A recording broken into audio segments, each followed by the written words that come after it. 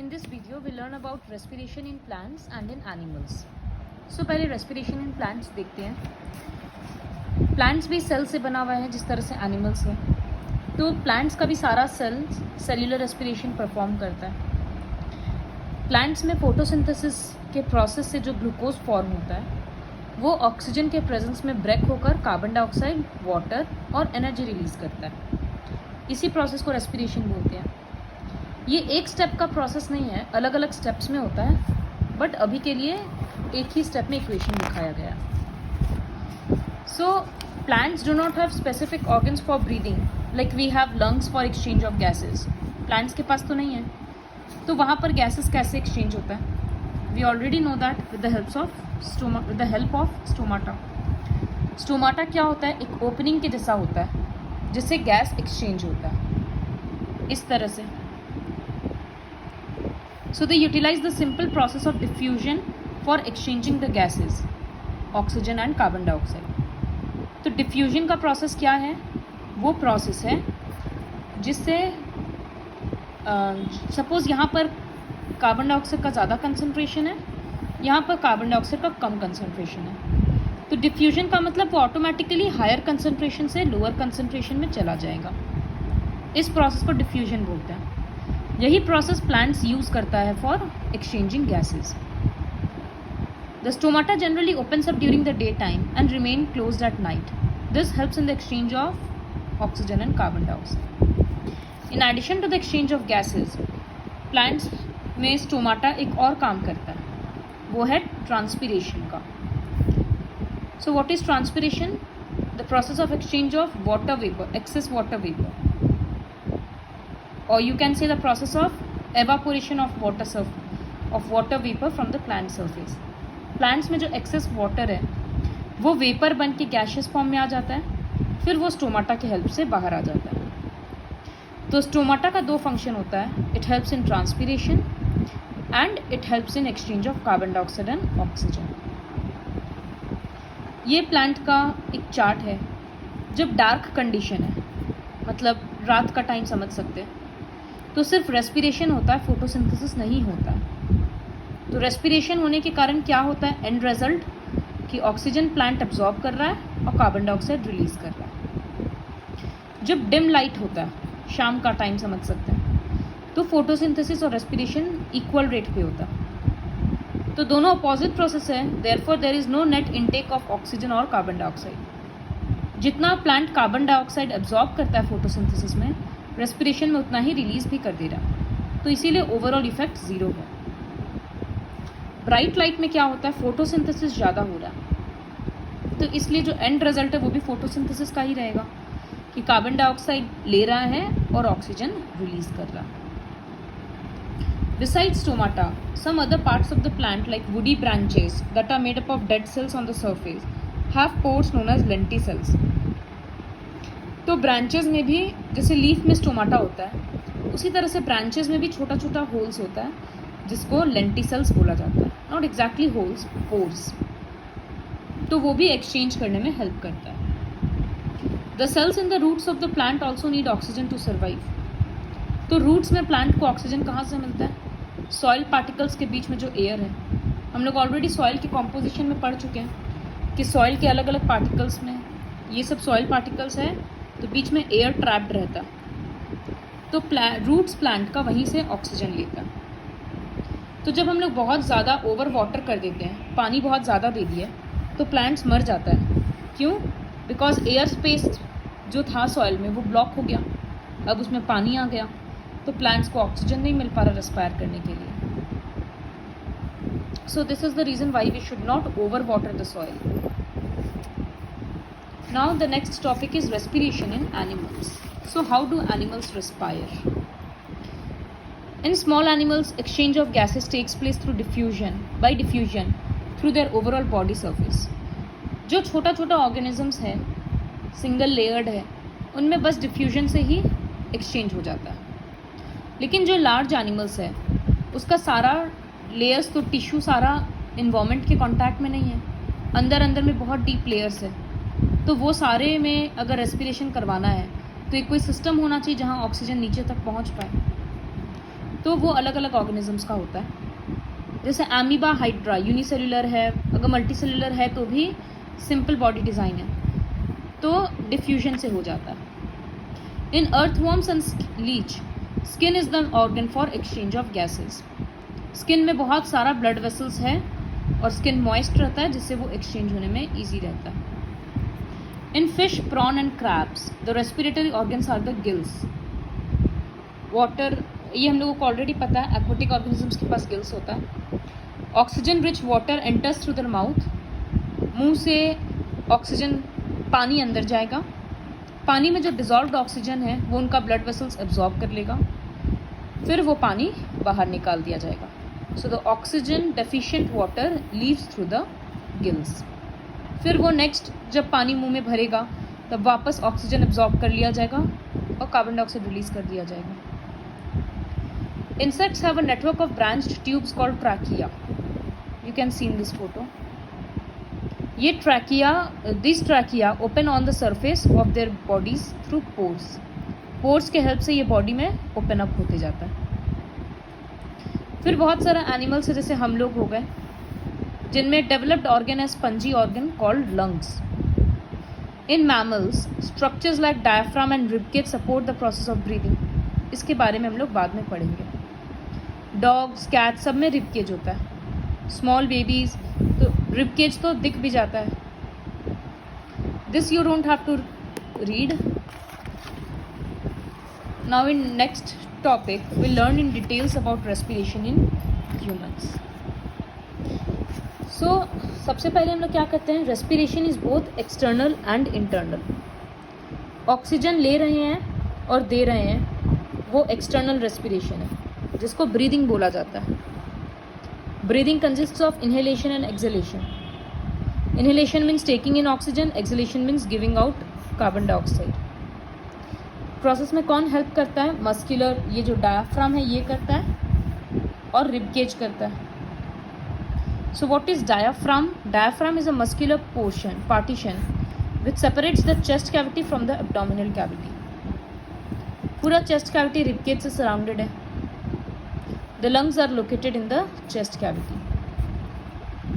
The number of times a person breathes per minute is termed as breathing rate. एक minute में इंसान जितना बार सांस ले रहा है उसको ब्रीदिंग रेट बोला जाता है।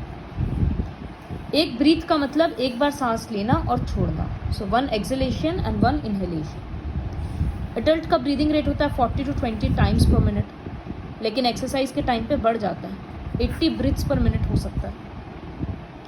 चाइल्ड का ब्रीदिंग रेट ज़्यादा होता है। Newborn baby has a rate of about 40 breaths पर मिनट।